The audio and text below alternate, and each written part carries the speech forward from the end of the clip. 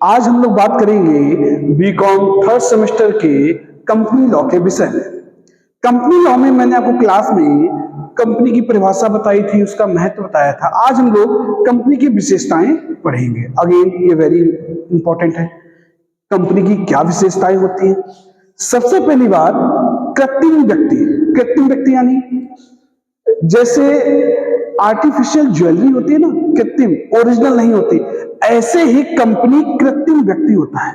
देखो, एक तो प्राकृतिक व्यक्ति होता है जैसे कि मैं और आप, पर जब हमारे और आपके द्वारा कुछ बनाया जाता है तो वो क्या होता है? कृत्रिम यानी आर्टिफिशियल। इसलिए कंपनी एक कृत्रिम व्यक्ति है। फिर है दूसरी विशेषता, पृथक अस्तित्व। कंपनी का कंपनी बनाने वाले से अलग अस्तित्व होता है, दोनों एक ही नहीं है। जो कंपनी बनाता है वो कंपनी में पूंजी लगाता है और कंपनी को लाभ होने पर वो पूंजी वापस करनी होती है। इसलिए हम लोग एंट्रियां भी अलग अलग करते हैं। इसलिए कंपनी का दूसरी विशेषता है पृथक अस्तित्व। फिर है स्थायी अस्तित्व। बच्चों, हम और आप आएंगे चले जाएंगे, पर कंपनियां बनी रहती हैं। जैसे रिलायंस इंडस्ट्री, धीरूभाई अंबानी, मुकेश अंबानी, अब अनंत अंबानी, यानी कंपनियों का अस्तित्व स्थायी होता है। उसको बनाने वाले आते जाते रहते हैं, कंपनी कहीं नहीं जाती। जैसे हर व्यक्ति की साइन की अथॉरिटी होती है, साइन करने की जो वैल्यू होती है, वैसे ही कंपनी की एक अपनी सर्वमान्य मुद्रा होती है, जिसे स्टैंप या सील होना। तो कंपनी की चौथी विशेषता है सर्वमान्य मुद्रा, यानी इसे सील कहते हैं।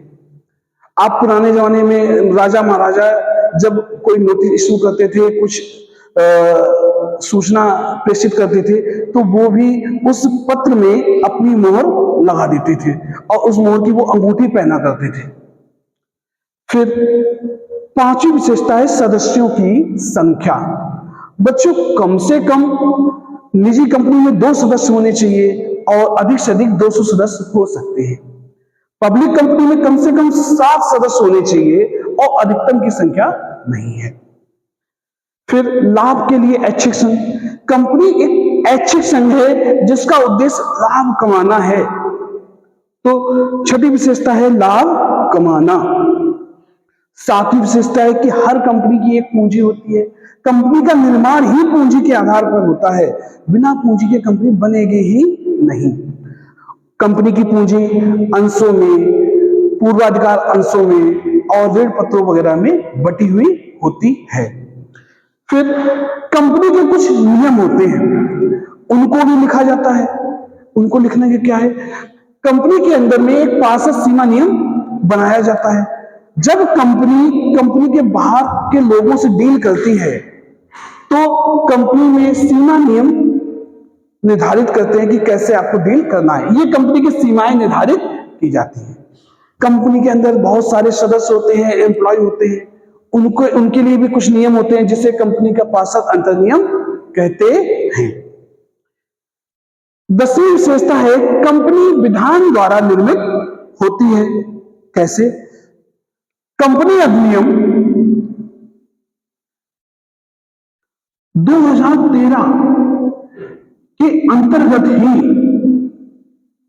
कंपनी का निर्माण हो सकता है। मैंने आपको डेफिनेशन पढ़ाई थी कि ऐसी संस्था जिसका कंपनी अधिनियम 2013 के अंतर्गत रजिस्ट्रेशन हुआ हो, वो कंपनी कहलाने योग्य है। तो बच्चों, आपको समझ में आया? कंपनी की 10 विशेषताएं हैं। पहली है कृत्रिम व्यक्ति, दूसरी है पृथक अस्तित्व होना, फिर है स्थायी अस्तित्व होना। हर कंपनी की अपनी सर्वमान्य मुद्रा होती है। सदस्यों की संख्याएं मैंने आपको बताई। निजी कंपनी में 2 कम से कम और अधिकतम 200, और पब्लिक कंपनी में कम से कम 7, अधिकतम की सीमा नहीं है। कंपनी लाभ के लिए होती है। हर कंपनी की अपनी पूंजी होती है जो अंशों या ऋणपत्रों में बटी हुई होती है। फिर कंपनी के अपने सीमा नियम होते हैं, उसके अपने अंतर नियम होते हैं, और कंपनी की स्थापना विधान यानी कानून के द्वारा होती है। कानून यानी कंपनी अधिनियम 2013। धन्यवाद बच्चों।